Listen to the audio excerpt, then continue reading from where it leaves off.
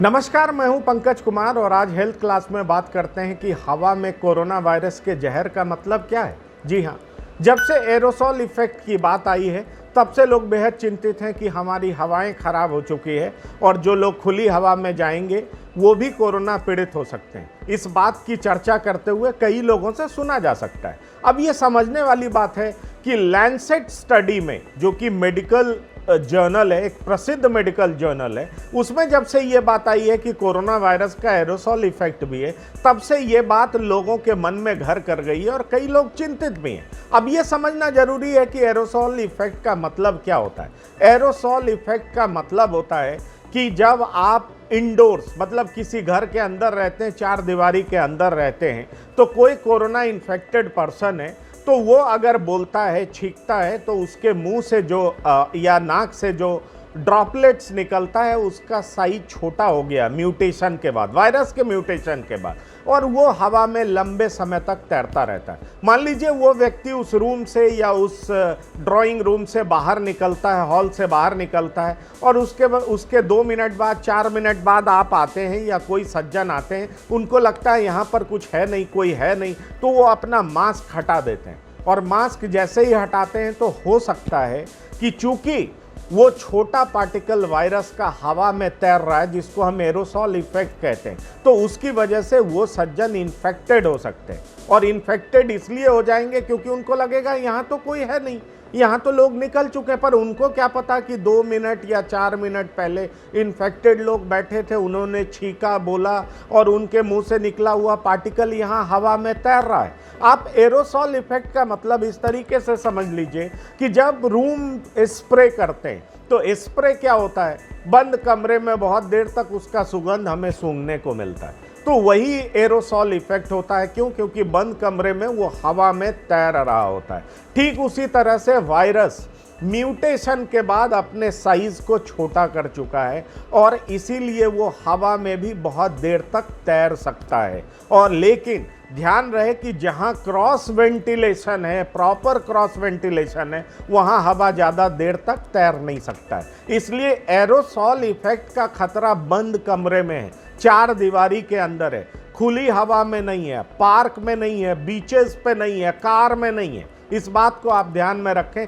इसलिए कभी भी आपको एरोसोल इफेक्ट से ये ना घबराएं और ये ना सोचें कि आप पार्क जाएंगे तो संक्रमित हो जाएंगे, आप बीचेस पे जाएंगे तो संक्रमित हो जाएंगे। बिल्कुल नहीं होंगे। और अगर प्रसिद्ध नामचीन डॉक्टर की बात करूं, डॉक्टर फहीम यूनुस, जो कि इन्फेक्शियस डिजीज के प्रेसिडेंट हैं यूनिवर्सिटी ऑफ मैरीलैंड के, उनको बहुत सारे लोग फॉलो करते हैं ट्विटर पर, और उन्होंने कोरोना को बहुत आसान तरीके से लोगों को समझाने की कोशिश भी की है, इसलिए उनका फैन फॉलोइंग बहुत ज़्यादा है। उनका साफ कहना है कि एरोसोल इफेक्ट वायरस का जरूर सामने आया है और वो भी प्रसिद्ध जर्नल के थ्रू आया है, लेकिन ये वायरस प्रभावित चार दीवारी के अंदर ही कर सकता है जहां कोई इन्फेक्टेड पर्सन हो सकता है वो इन्फेक्टेड पर्सन घर से बाहर निकल जाए और दूसरा आदमी आए, उसको पता नहीं कि वहां की हवा में क्या है और उससे वो प्रभावित हो सकता है। इसलिए एरोसोल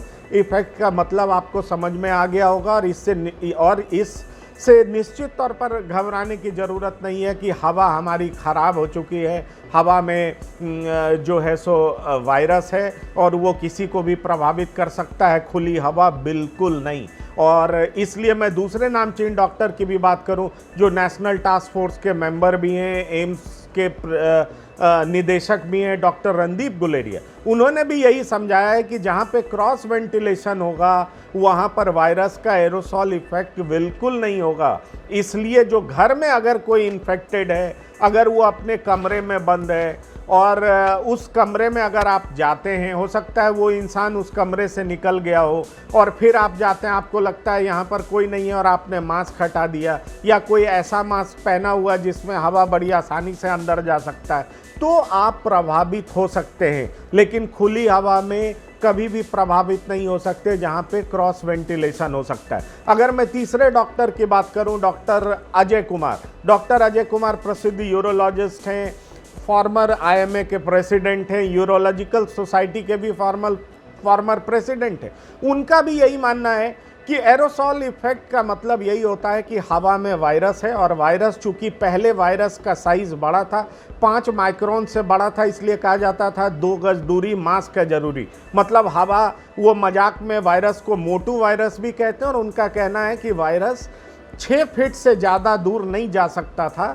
इसलिए उसको मोटू वायरस कहते हैं। पर अब उनका कहना है कि चूंकि वायरस नॉर्मल प्रक्रिया के तहत वो उसका स्वभाव है, वो म्यूटेट करता है, परिवर्तन करता है, तो अब वो छोटा हो चुका, और साइज छोटा होने की वजह से हवा में वो लंबे समय तक तैर सकता है। इसलिए 4 दीवारी के अंदर कहीं भी आप जाते हैं, आपको नहीं पता है कि यहाँ पहले कौन था, रहा था, नहीं रहा था, तो आप मास्क लगाए रखिए, उसको हटाइए नहीं, क्योंकि वहाँ की हवा में कोरोना का वायरस हो सकता है। लेकिन ये एरोसॉल इफेक्ट 4 दीवारी के अंदर ही होगा। हाँ, वो इतना ज़रूर कहते हैं कि इसके लिए कूलर और एसी बहुत ज़्यादा नुकसानदायक है। अगर किसी घर में एसी इस्तेमाल हो रहा है तो टाइम टू टाइम बंद करके क्रॉस वेंटिलेशन की प्रॉपर व्यवस्था होनी चाहिए, और कूलर का इस्तेमाल तो बिल्कुल नहीं होना चाहिए, क्योंकि वो हवा बड़ी तेज़ी से एक जगह से दूसरे जगह भेजता है। अगर घर में कोई भी प्रभावित है तो हवा एक कमरे से दूसरे कमरे में जाएगा और दूसरे लोग भी प्रभावित होंगे। तो आप समझ गए होंगे कि एरोसॉल इफेक्ट का मतलब क्या है। इसलिए अगर कोई व्यक्ति पार्क में वॉक करना चाहते हैं, बीचेस पे जाना चाहते हैं, कोई ज़रूरी काम से बाहर निकलना चाहते हैं, तो वो बिल्कुल इस बात को लेकर के ना घबराएं कि अब हमारी हवा प्रदूषित हो चुकी है, उसमें कोरोना वायरस का जहर है। बिल्कुल ऐसा नहीं है। आप प्रॉपर कोविड प्रोटोकॉल बिहेवियर का पालन करें, प्रॉपर मास्क लगाएं, N95 लगाएं। अगर N95 नहीं लगाते हैं तो डॉक्टर रणदीप गुलेरिया के मुताबिक सर्जिकल मास्क पहले लगाएं, उसके बाद कपड़े का मास्क लगाएं, डबल लेयर्ड मास्क पहने जिससे वायरस अंदर ना घुस सके, और आप ज़रूरी काम में बाहर निकल सकते हैं। बाहर की हवा प्रदूषित नहीं है और इसमें कोरोना वायरस का जहर नहीं है, इसलिए एरोसॉल इफेक्ट का गलत मतलब कतई नहीं निकाला जाना चाहिए। धन्यवाद, नमस्कार।